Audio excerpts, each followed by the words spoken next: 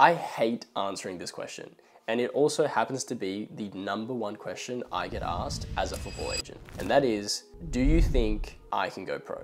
Well, in this video, I will finally be answering it. For those of you who don't know me, my name is Alan Derriard. I'm a full-time football agent and the founder of Elite Football, Australia's largest player agency. We work with over 25 professional clubs across Europe, South America, and the Middle East. And we've worked with hundreds of players with our representation program. Only a couple months ago, we've already signed 4 Aussies to professional contracts and scholarships in Europe. So why do I hate answering, do you think I can go pro? There's a lot of reasons. The first being that it is almost impossible to answer that. Now, I think a lot of people, they think that because you're playing NPL or you're playing state league or whatever, that there's an equal translation to you playing a certain division over in Europe, right? And unfortunately, it's just, you know, while on paper it makes sense, it just doesn't actually add up in practice. The reason for that is because there's so many variables that come into play when an amateur player is trying to transition to become a pro. For example, when I first started this company with my dad and we first started testing sending players overseas and trying to work with them, at the start we used to sponsor the player's journey completely. And there was this one player, Brazilian, and he was unbelievable. Playing in the NPL system and forward, he would score so many goals. He'd fully carry the team on his back. It's the type of player that you look and you go, there is no chance that this player doesn't make it as a professional. Like across the board, everyone would point fingers, like people would come and watch this player. Like I can't hype him up enough of how much quality he had on a football pitch. And dad invested money, and so he went overseas, dad fully sponsored him to go over, he went with him, and he tried a few different professional clubs, and then the variables came into play. And what are those variables? Well, he was actually super amazing. He compared to what was there, he smashed it, but he started to miss his mum, and he started to miss his girlfriend that he left back home, and his little brother, and his PlayStation, and his dog, and this and that, and he started to crumble.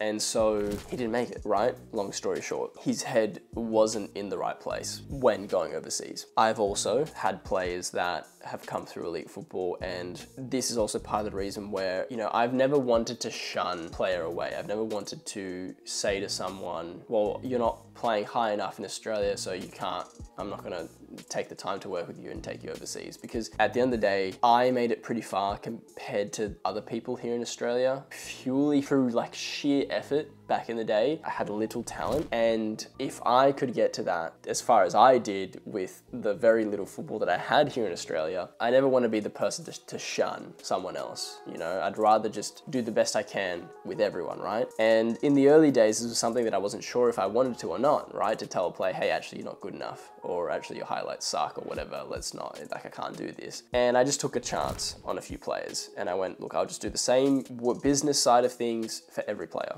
And there was this one player where bang average, you know, nothing special, goes overseas, trials, gets offered a scholarship. And I remember that changed my aspect of looking at things, because it's so hard to understand a player. Like, it's not just about the football. There's so much more that goes behind each player, and it's really hard even as an agent to build that relationship with a player and understand who they are as a person and what they're looking for. And it takes time, and a lot of the players that I've signed today, I've been working with for 3 years, 4 years. So it takes time to build that sort of connection. And with this player in particular that got signed, it came to a complete shock to me and dad. We did the same work across the board for every player, right? We don't discriminate. And we went, actually, wow. It felt like a numbers game, you know? It felt almost like, at a sheer inertia, opinions at the end of the day don't matter. Because what this taught me is exactly that. Our opinions as humans don't matter, because you can line up 5 people and you can say, do you think this girl is pretty, right? And the 5 men are gonna have 5 different responses as to if they think she's pretty or not, right? And it's almost kind of the same way in football, because at the end of the day, it's people that are making the decisions on whether you're staying or not. And when you bring in the variables that someone can go overseas and they can all of a sudden, instead of missing their mum and missing their family and their routine, they go the opposite. They feel way more free. They feel like getting away from their family,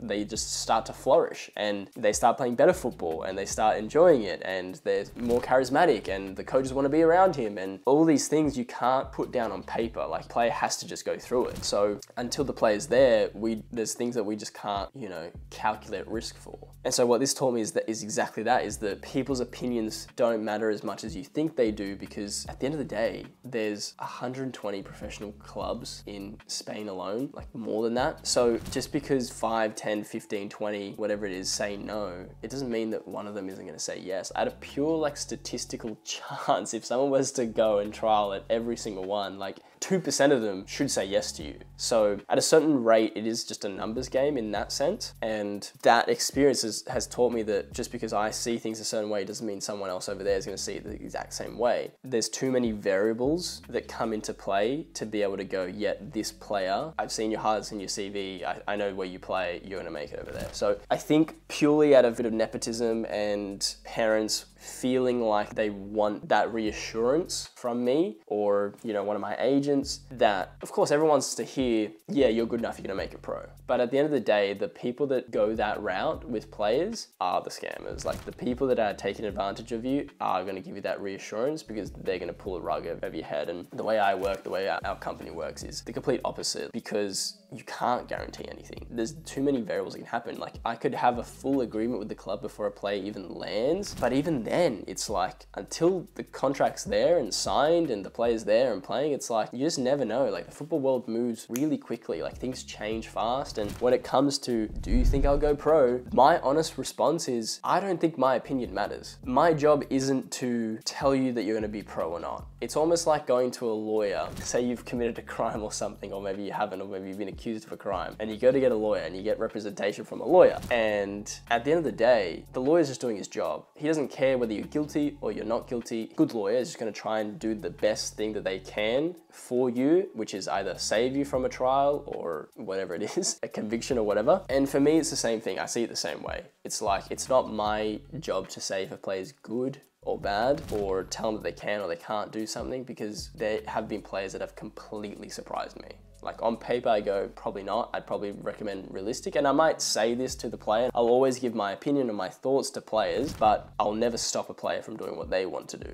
Because of that reason, is that you never know. Like there's always that chance. And, you know, obviously going by the rule of things of players that generally play higher get a better chance. Yes, but it's really not even something that we can follow that we can with sort of other stuff in the football world, just because there's the personality variable that you just don't know how a player is going to react when they're overseas, when they're by themselves, when they have to spend a few months trialing at a club. And that's really where you find it out. And I guess the reason why players that I can work longer with, I can sort of guide them into be better clubs suited for them, because of the reports that I get back from clubs. You know, they're not doing one trip, they're doing 2 or 3 trips. So by the time that their second club has told me, hey, this player's not good enough for us, but he's probably at this level, then it's going to be easier for me to place him into a different position. So that is my opinion on that question. I hate it. I get every single person wants to know from me, do you think I'll go pro? I can never answer it because there's just nothing to answer, right? Hope that makes sense. But let me know if you agree with me, if you think it is something that maybe you can answer or you can't answer. Let me know in the comments below. I'd love to engage to see if there is people that don't